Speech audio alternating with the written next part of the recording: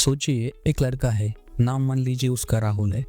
राहुल ने graduation complete की है। डिग्री के बाद उसने 2 साल तक कॉम्पिटिटिव एग्जाम्स की तैयारी की, फॉर्म्स भरे, एग्जाम्स दिए, इंटरव्यूज अटेंड किए। लेकिन आज 25 साल की एज में राहुल एक प्राइवेट कंपनी में 12,000 की जॉब कर रहा है, वो भी कॉन्ट्रैक्ट बेसिस पर। इसी राहुल के फ़ोन पर रोज़ न्यूज़ आती है, India is the fastest growing economy, GDP growth strong है, इंडिया फ्यूचर सुपर पावर है। अब राहुल कंफ्यूज्ड है। उसके दिमाग में एक ही सवाल है, अगर देश इतना ग्रो कर रहा है तो मेरी लाइफ क्यों नहीं ग्रो कर रही। आज की इस वीडियो में हम इसी सवाल का जवाब समझने की कोशिश करेंगे। सबसे पहले जीडीपी समझते हैं। जीडीपी का मतलब होता है एक साल में देश में टोटल कितनी गुड्स और सर्विसेज प्रोड्यूस हुई। सिंपल शब्दों में देश का टोटल बिजनेस। अगर जीडीपी बढ़ती है तो इसका मतलब होता है कि कंपनीज ज़्यादा प्रॉफिट बना रही हैं, गवर्नमेंट ज़्यादा टैक्स कलेक्ट कर रही है और ओवरऑल इकोनॉमी एक्सपांड हो रही है। इंडिया की जीडीपी वाकई में स्ट्रॉन्ग है, इसमें कोई डाउट नहीं। लेकिन यहाँ एक इम्पॉर्टेंट बात है जो अक्सर मिस हो जाती है। जीडीपी एवरेज बताता है, एक्सपीरियंस नहीं। जैसे मान लीजिए अगर एक रूम में एक आदमी 1 करोड़ कमाता हो, बाकी के 9 लोग 10,000 कमाते हो, तो एवरेज इनकम हाई दिखेगी, लेकिन 9 लोगों की ज़िंदगी सेम ही रहेगी। इंडिया की ग्रोथ का फ़ायदा सब सेक्टर्स को एक जैसा नहीं मिलता। Large companies, corporates, stock market, ये सब ग्रोथ का फ़ायदा पहले लेते हैं।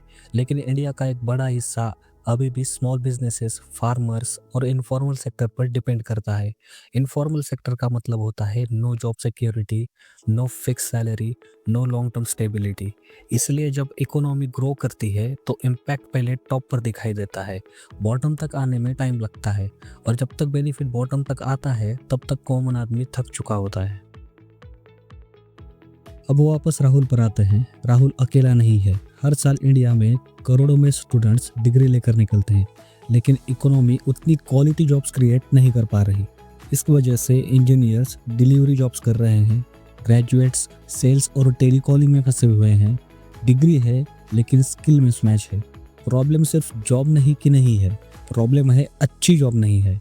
और जब यूथ फ्रस्ट्रेटेड होता है तो उसका इम्पैक्ट सिर्फ इकोनॉमी पर नहीं, पूरे सोसाइटी पर पड़ता है। अब बात करते हैं महंगाई की। न्यूज़ कहती है इन्फ्लेशन अंडर कंट्रोल है, लेकिन घर का बजट कुछ और कहता है। सब्जी, petrol, rent, school fees, medical bills सब धीरे धीरे महंगा होता जा रहा है।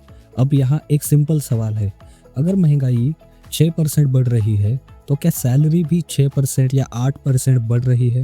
ज़्यादा लोगों के लिए जवाब है नहीं। इसी वजह से लोग सेविंग्स कम कर रहे हैं, ईएमआई बढ़ रहा है और फ्यूचर को लेकर इनसिक्योरिटी बढ़ रही है। गवर्नमेंट जब पॉलिसीज बनाती हैं तो वो लॉन्ग टर्म सोच के बनाई जाती हैं।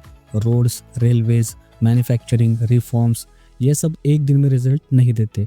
जैसे पेड़ लगाने के बाद तुरंत फल नहीं मिलता, वैसे ही इकोनॉमिक पॉलिसीज को भी टाइम लगता है।